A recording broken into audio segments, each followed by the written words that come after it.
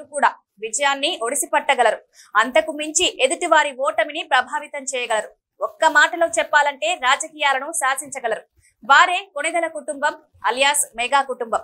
మొన్న చిరంజీవి, నిన్న పవన్ కళ్యాణ్, నేడు నాగబాబు అన్నట్టు పరిస్థితి మారింది. ఓటమిని విజయ సోపానాలుగా మార్చుకుంది ఆ కుటుంబం. నిన్నటి వరకు ఫెయిల్యూర్స్ పలకరించిన ఆ కుటుంబానికి ఇప్పుడు అన్ని జయాలే. మెగా కుటుంబం మరో అరుదైన గౌరవం దక్కించుకుంది. దేశంలోనే సినీ రంగానికి చెందిన ముగ్గురు అన్నదమ్ములు వివిధ సందర్భాల్లో మంత్రులైన ఘనత కొణిదెల కుటుంబానికే దక్కుతుంది. అప్పట్లో మెగాస్టార్ చిరంజీవి, ఆ తర్వాత పవన్ కళ్యాణ్, ఇప్పుడు నాగబాబు ఆ అరుదైన గౌరవాన్ని దక్కించుకున్నారు. సినీ పరిశ్రమలో తనకంటూ ఒక ఇమేజ్ సృష్టించుకున్న మెగాస్టార్ చిరంజీవి అతి సామాన్యుడిగా సినీ పరిశ్రమలో అడుగుపెట్టి అనతి కాలంలోనే హీరోగా గుర్తించబడ్డారు. విపరీతమైన స్టార్డమ్ ను సొంతం చేసుకున్నారు.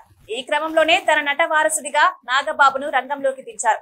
రాక్షసుడు సినిమాలో నటుడిగా పరిచయం చేశారు. అటు తర్వాత నాగబాబు హీరోగా చాలా సినిమాలు చేసినా ఆశించిన స్థాయిలో రాణించలేకపోయారు. అటు తర్వాత నిర్మాతగా అవతారం ఎత్తారు. అంజనీ ప్రొడక్షన్స్ ఏర్పాటు చేశారు. సినిమాల్లో క్యారెక్టర్ ఆర్టిస్ట్ గా, బుల్లితెరలో హోస్ట్ గా వ్యవహరించారు నాగబాబు. ఇక పవన్ కళ్యాణ్ గురించి చెప్పనవసరం లేదు.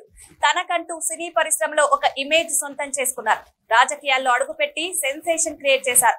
అపజయాలతో మొదలైన ఆయన సినీ రాజకీయ ప్రస్థానం అదే స్థాయిలో సక్సెస్ కూడా అందుకుంది. కానీ మెగాస్టార్ సినీ పరిశ్రమలో మకుటం లేని మహారాజుగా ఎదిగారు.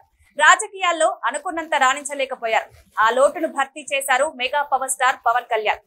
2009లో ప్రజారాజ్యం పార్టీని ప్రారంభించారు మెగాస్టార్ చిరంజీవి. ఆ సమయంలో అన్నదమ్ములిద్దరూ చిరంజీవికి అండగా నిలబడ్డారు. కానీ ఆ ఎన్నికల్లో ప్రజారాజ్యం పార్టీ ఓడిపోయింది.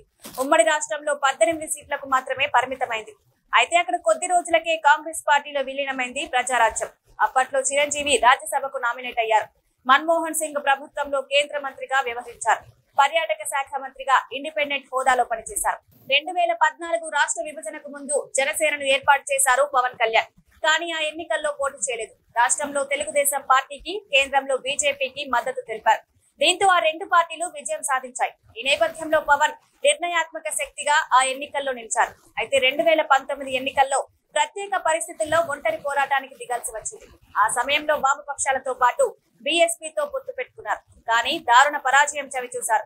2 చోట్ల పోటీ చేసిన పవన్ ఓడిపోయారు. గత 5 ఏళ్లుగా దారుణ అవమానాలకు గురయ్యారు. అయితే సంక్షోభాలను, సవాళ్లను అధిగమించి జనసేనను నిలిపారు. ఈ ఎన్నికల్లో కూటమి కట్టి ఏకపక్ష విజయం సాధించారు. ఏపీ డిప్యూటీ సీఎంతో పాటు 6 శాఖలకు మంత్రిగా వ్యవహరిస్తున్నారు. అయితే 2019 ఎన్నికల్లో నరసాపురం పార్లమెంటు స్థానం నుంచి వైసీపీ అభ్యర్థిగా పోటీ చేశారు నాగబాబు. కానీ ఆ ఎన్నికల్లో ఓడిపోయారు. అప్పటి నుంచి పార్టీ బలోపేతానికి కృషి చేస్తూ వచ్చారు. ఈ ఎన్నికల్లో ఎంపీగా పోటీ చేయాలని భావించారు. కానీ కూటమి సమీకరణల దృష్ట్యా అవకాశం దక్కలేదు. ఇప్పుడు రాజ్యసభకు వెళ్దామనుకున్న బీజేపీ పెద్దల కోరిక మేరకు రాజ్యసభ పదవిని వదులుకున్నారు పవన్. ఈ నేపథ్యంలో సీఎం చంద్రబాబు స్పందించారు. ఏపీ కేబినెట్ లో ఖాళీగా ఉన్న మంత్రి పదవిని నాగబాబుకు కేటాయించారు. నిన్ననే అధికారికంగా ప్రకటించారు. ఇలా ఒకే ఫ్యామిలీ నుంచి ముగ్గురు అన్నదమ్ములు మంత్రులుగా పనిచేయడం అనేది ఒక రికార్డుగా చెప్పవచ్చు. అందున సినీ పరిశ్రమకు చెందిన వ్యక్తులు ఈ ఘనత సాధించడం మరీ విశేషం.